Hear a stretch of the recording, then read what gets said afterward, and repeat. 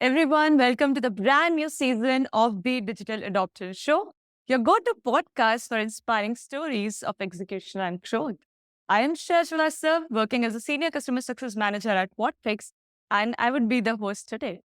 With Season 4, we will be venturing into uncovering fresh perspectives and engaging in a thought-provoking discussion, bringing you insights from top industry leaders. In today's episode, we'll explore digital innovations in insurance, insights, trends beyond 2024. So, to discuss the same, we are joined here today by a very special guest. We have Casey Averett, who is the Director, Claims Strategy at the General. Now, without any further delay, let's first get to know about our guest. So, Casey is currently serving as the Director of Claims Strategy at the General, which is part of American Family Insurance. With over 20 plus years of American Family Insurance, he has excelled in various roles, showcasing his expertise in claims management and strategic development. From his early days as a casualty claim desk adjuster to his impactful tenure as a regional DRP Auto Branch Claims Manager, Casey has driven innovation and efficiency. His leadership in developing strategies for auto glass and rental brands led to significant profit growth and operational improvements. In his current role, Casey combines his analytical skills and operational insights to foster strong B2B relationships and enhance service strategies, making him a key player in the industry. Well, that was a lot, right? So let's hear from the main man, Casey. Welcome to the show, Casey. How does it feel? What an introduction. Thank you, Shreya. Really, truly a pleasure to be here. I appreciate the invitation. I appreciate the welcome. Awesome. That sounds good. So I know I would be kind of having a lot of grilling questions for you. Some of it would be fun as well. So you can just pack yourself with the questions that I have for you now. Okay. So now in this particular season, we have introduced a new segment, which is the Digital Pulse. So again, before we dive into a lot of our discussions, let's just understand what this Digital Pulse is. So this is where we try to connect the dots between passion and profession. And I'm sure everyone has a lot of passion that kind of correlates to the profession. So let's uncover, how individual journeys shape visionary leadership. Let's say for me as well, there would be something that I like about customer success that I'm here, doing this podcast with you. So can you tell us a little bit about yourself? And is there a passion or activity outside of work that's particularly close to your heart?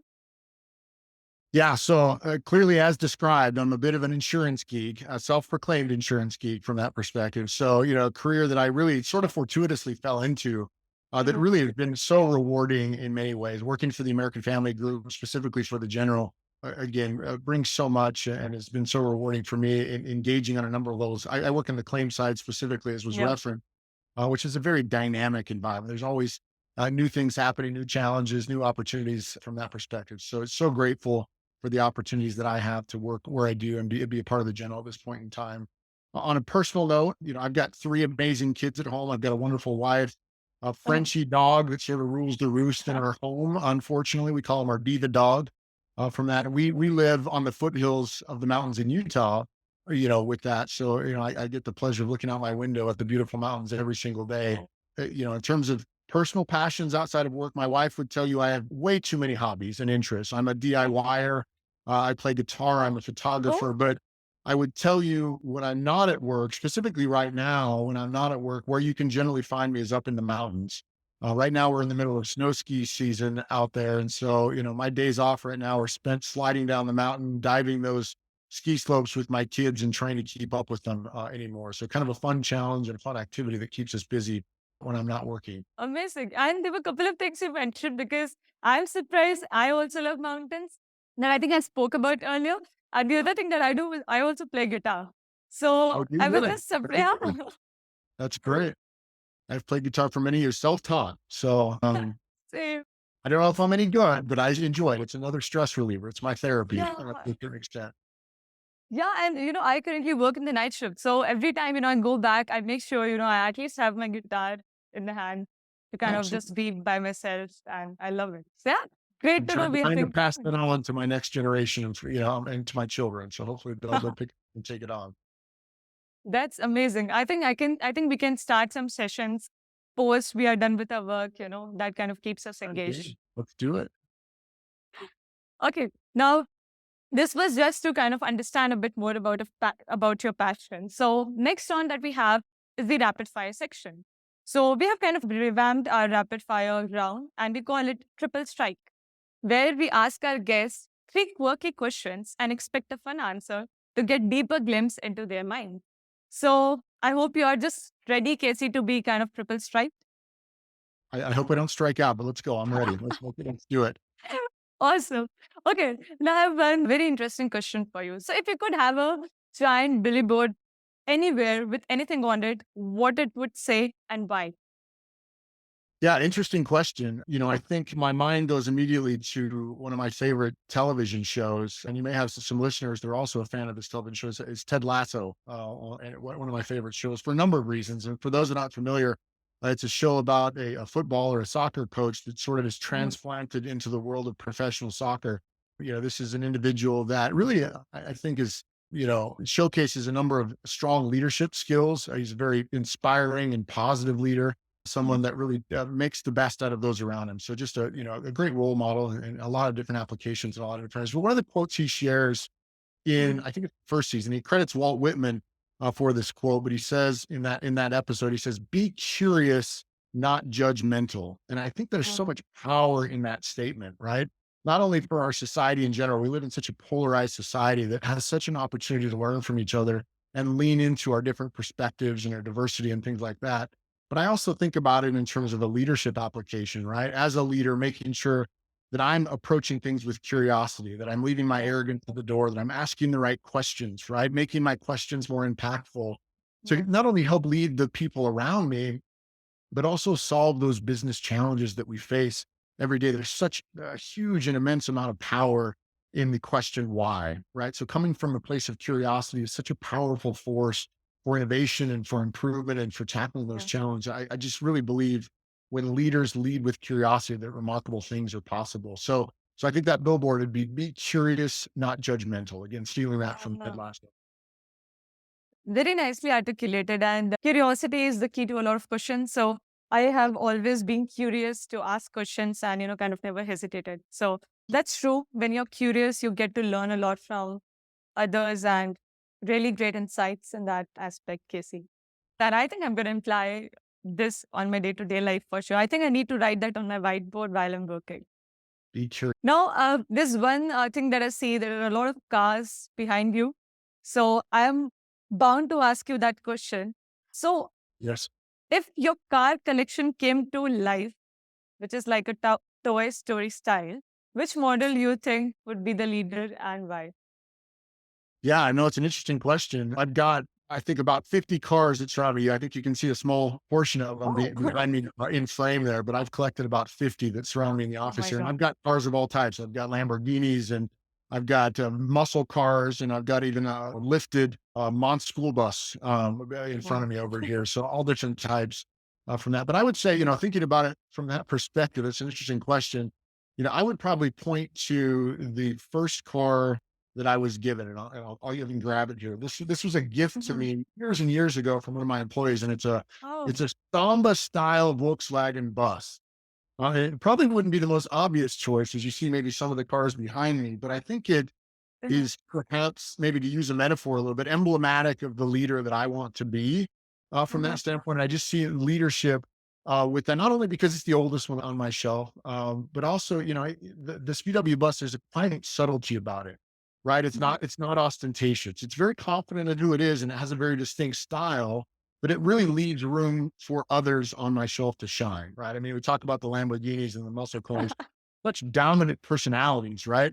But the Yeah. but the Volkswagen bus here again is confident in who it is, distinct, but again, it lets others, flex their muscles in terms of who they are and be represented that way. So I think that would be, if we had to put it in that context, I think that'd be Mhm. my choice for my leader on the shelf here.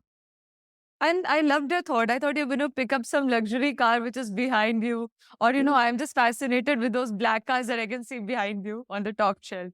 So I just assume it's going to be some luxurious, but coming to know, that it has a lot of story behind it. the card that you chose. It's really Yeah. great. That's always been my favorite, just for, personal reasons and sentimental reasons. But, again, I think there's a leadership application there potentially too. So to your question. Nice. I think I'm eyeing on one of those cars, and I'm pretty sure I'm gonna take one of it once I meet you in person.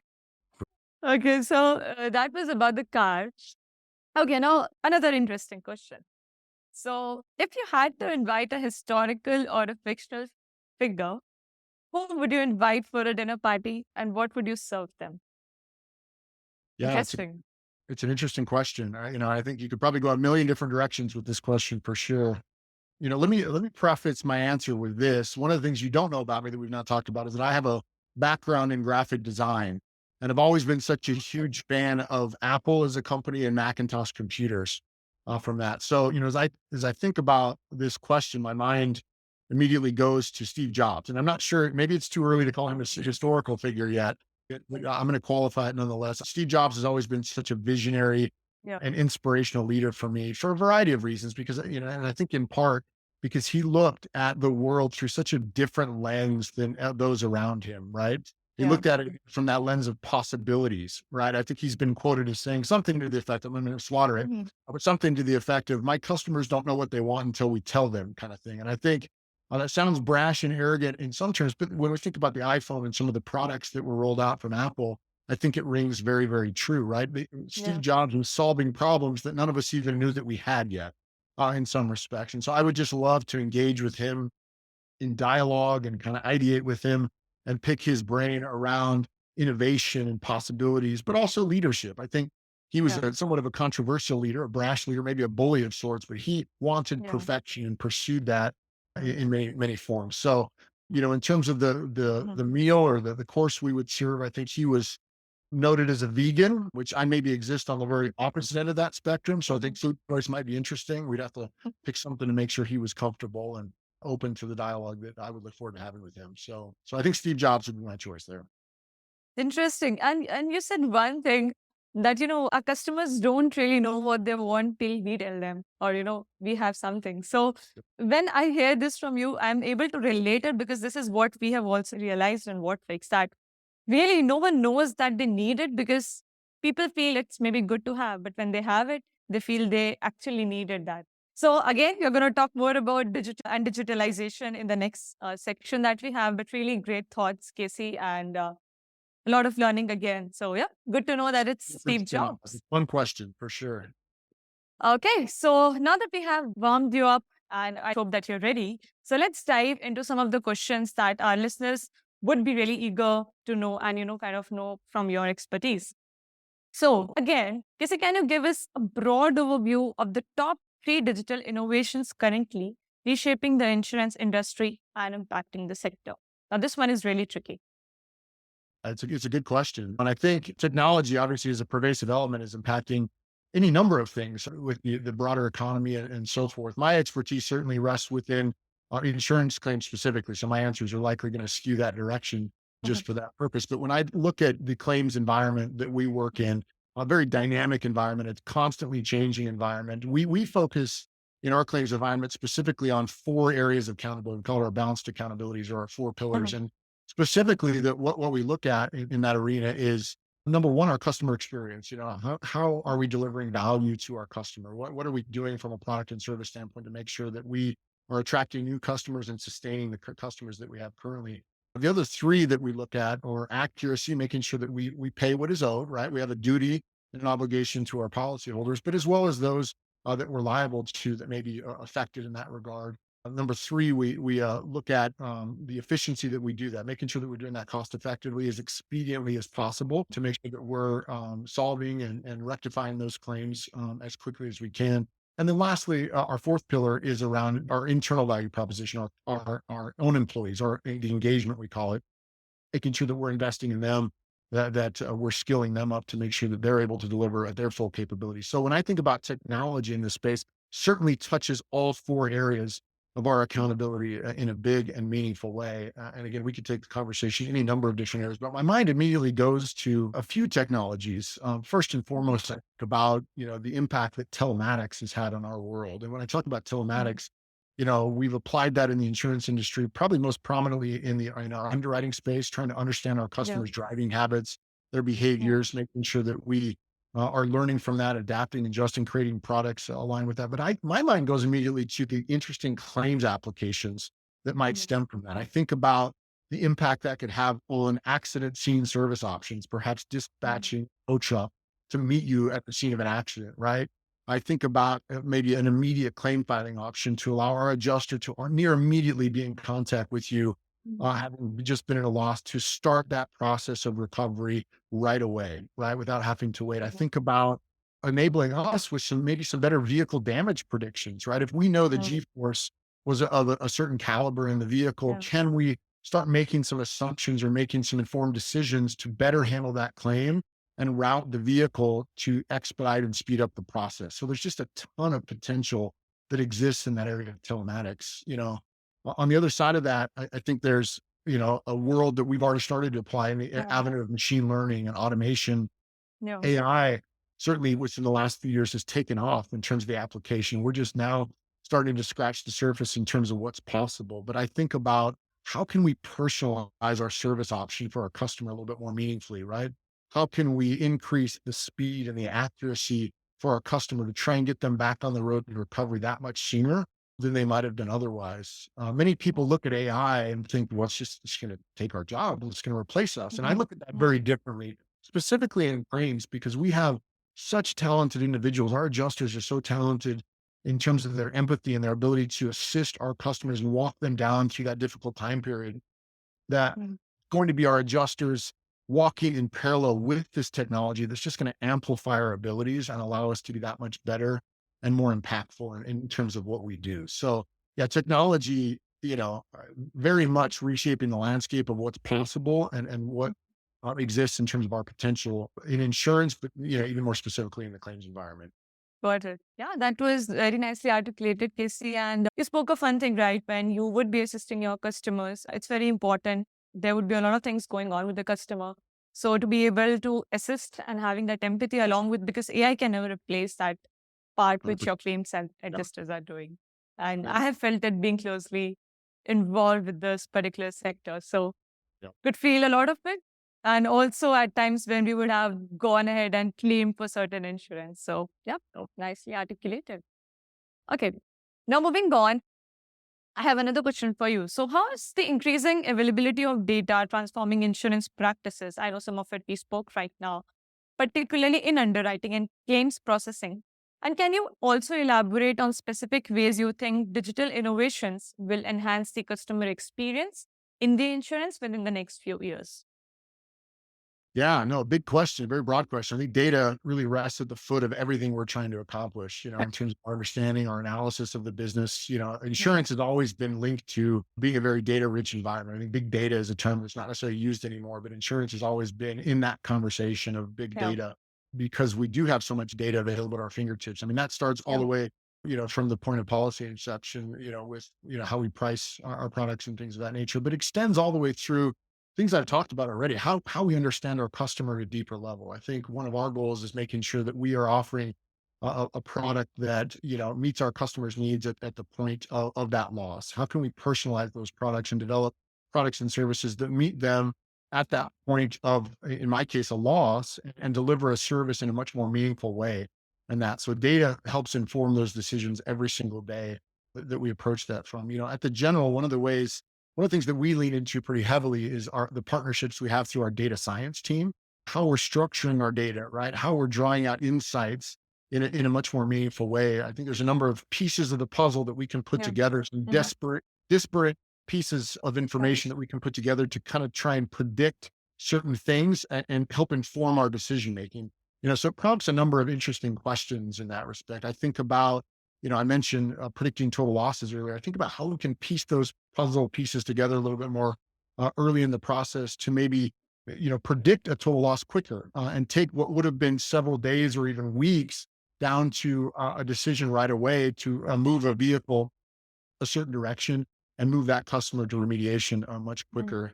I think about on the other side with some of the volatility we've had in the market, particularly in the insurance space, how can we identify market trends quicker to be able to react faster, right? And maintain a Yeah. more competitive position in our segment to again make sure that we are, priced for our customer as competitively as possible, and that we're able to react and adjust much quicker than we have historically, where we would have waited, months or Mhm. quarters or even years to identify a trend.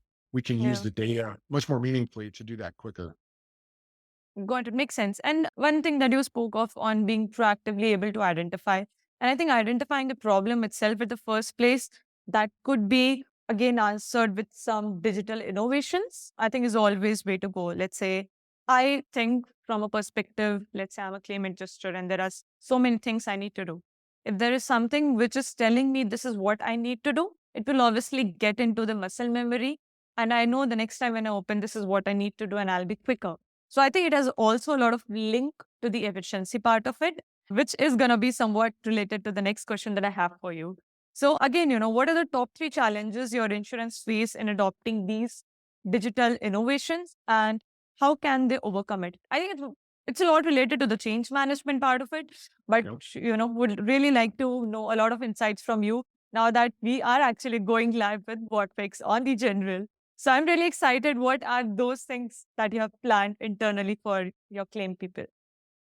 Yeah, obviously technology is advancing at a very rapid rate. And when we think about technology or tools like ChatGPT, even just a year ago, we were just starting to Yeah. understand what like ChatGPT was. And to think that we're now starting to look at implementation or kind of how we can leverage that and lean into Yeah. it, it's a very exciting proposition. I think one of the things that we look at the general in terms of prioritization is, technology for technology's sake is just a shiny new toy syndrome, right? Yeah. And so I think we're really looking to make sure that we're trying to prioritize technologies and solutions that really match our customers' need and match our processes to the extent that, we can provide that best possible outcome for our customer. Right. And I Mhm. think, as you mentioned, there's always, and there's a number of headwinds that we face in terms of getting those into our business and introducing those. I think, first and foremost, and you mentioned it around change management, that there's an internal learning curve that exists around anything that we introduce. And so I think prioritizing and sequencing and making sure that we're considering the bandwidth of the organization before introducing some of these becomes very, very critical. One of the things we've focused on very heavily in our culture is trying to avoid or move past the legacy mindset, right? Making sure that we're Yeah. embracing change. In True. this day and age, change is a constant, right? And there was a leader that I worked with not long ago that said, the pace of change will never be as slow as it is today. And I just think that's so insightful in terms of the world we're living in terms of how we need to adopt and embrace some of these technologies. But it's a very real consideration as we think about introducing these tools, the learning curve that comes along with that. And in some cases, the fear that people have that was we mentioned earlier in the conversation around what these technologies can do or what it means to them in that regard. So I think the people and the adoption of those technologies certainly comes front of mind for me. But I think on the other side of that, there's also a real consideration, which is the cost of integration and Yeah. the time it takes to get those involved. There's a Mhm. planning process that we consider Yeah. much earlier to make sure that we're considering the time needed to get those in place. In addition to getting past legacy mindsets, we're trying to make sure we're getting past legacy systems and that we're staying on the leading edge and prioritizing tools that are going to deliver the greatest value for our customer. That we're constantly competing in that space to be ahead of that curve. So yeah, there's a number of headwinds, but I think those are a few that maybe come to mind in terms of things that we actively consider and that become a part of Mhm. our our thought process there. Yeah. And you spoke of planning, right? And you spoke of adoption. So you mentioned that we need to plan it better to ensure that it's being adopted. Now, again, you shared your planning part of it. So, in your view, what key strategies should insurance companies adopt to enhance efficiency today? So again, there's a planning and there is a part of it where you would have executed it, right? Especially considering the importance of continuous improvement. That's the way to go. So any real time examples or real life examples you have that you would like to share with us? I don't know if I have any examples. I'm going to answer your question maybe a little bit more philosophically than directly. Huh? Insurance obviously is a very mature industry, and I think the risk Yeah. that we have at times is maintaining a status quo approach to things. And I think that's something we've really tried to actively avoid. Constantly be looking at that horizon line and saying, "What's coming? What do we need to be thinking about? Where do we need to be going or positioning ourselves to be an active participant in the industry and remain competitive?" My dad always Mm. used to say growing up that we are always moving forward or we're moving backward, but we are Yeah. never standing still. And I think there's very much a business Right. application to that as well, that we want to make sure that we're always moving forward. We're always advancing and improving and progressing. You talk about continuous improvement.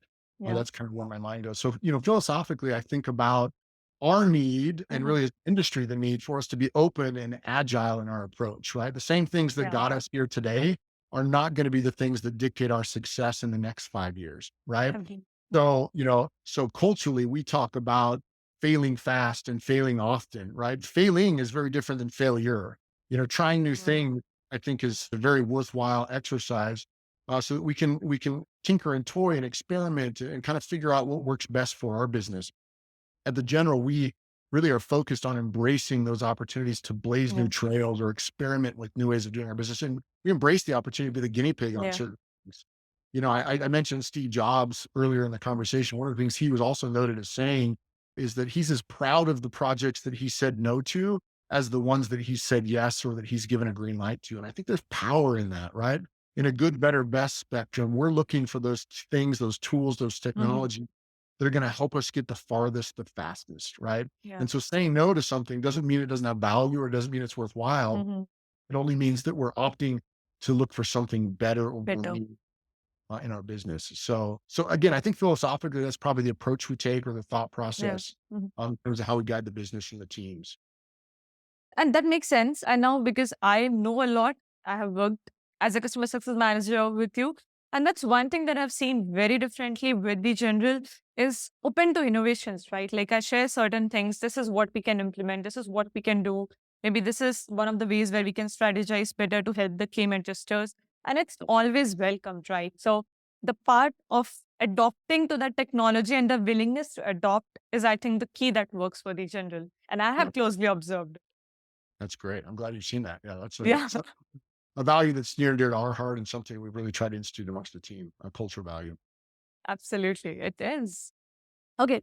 Now, I have one more question for you. So, can you share a case study where digital innovation significantly impacted insurance practices? You spoke some of it in our previous conversations, but anything that you can think of at this point in time, which is like the icebreaker or just brought you to that success? Yeah, no, good question. I think, if the experience of COVID taught us anything, it was that we need to be willing to adapt and adjust very Mm. quickly. I think COVID required us to kind of turn on a dime a little bit, both in terms of how we Yeah. service our customer and interact with our customer, but also kind of the courses of our processes, and working virtually in more of that environment. We called that a period of kind of forced innovation to an extent, Mhm. right? And I've said before that I think that period, that year between 2020 and 2021, as an industry really propelled us forward probably 3 to 5 years further than we would have been otherwise. And when I think about what that means for the general and really the entire AmFam group, one of the things that we've been focused on, and getting to your question in terms of a case study, has been Mhm.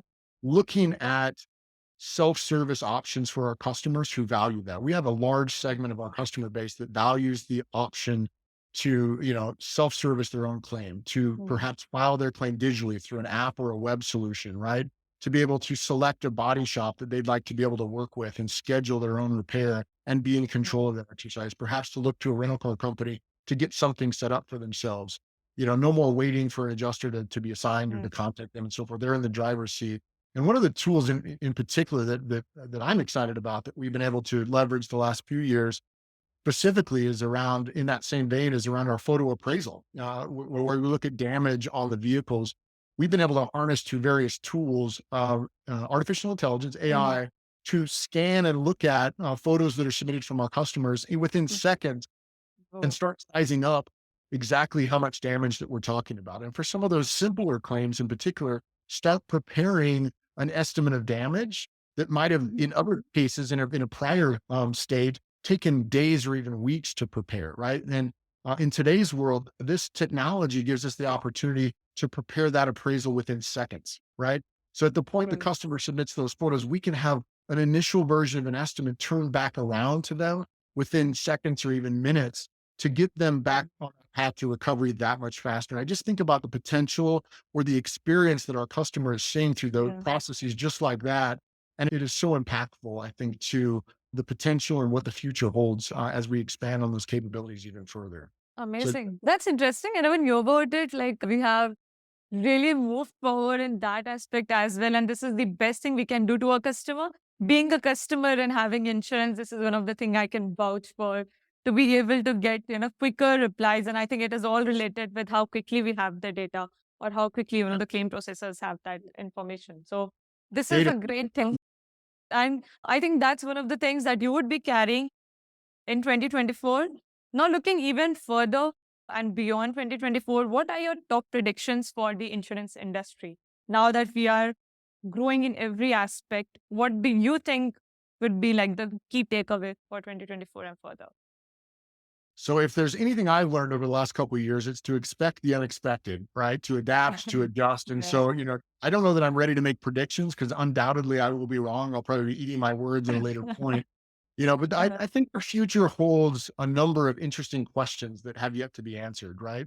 And answering those questions, I think, becomes the very interesting proposition here. I think there's one thing we know for certain, right? That our customer expectations are changing daily. All right. What they expect from us as their insurance provider, how they expect to interact from us, both at a point of sale, but also at the point of claim, right? What are those expectations that they have for us, and how can we meet them in those expectations? We've talked about a number of technologies in terms of kind of offering more of an omni-channel approach for our customers. If we have a customer that would rather engage with us through email, how can we do that most effectively? If we have a customer that would, prefer the app or the web environment, how do we engage with them in the most meaningful way? We have another customer segment, certainly, that loves that personal interaction and loves to converse over the phone and work directly with their adjuster. So I think there's exciting questions yet to be answered in that space in terms of where we can meet our customer, where it best meets their needs.